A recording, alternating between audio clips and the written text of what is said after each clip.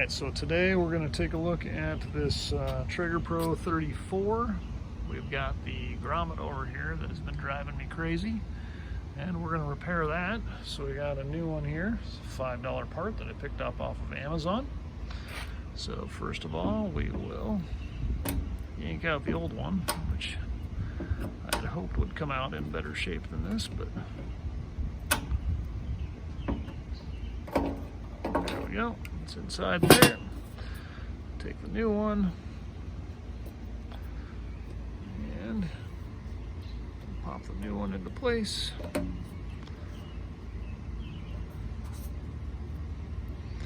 This will be a lot easier with two hands. There you go. It's fixed.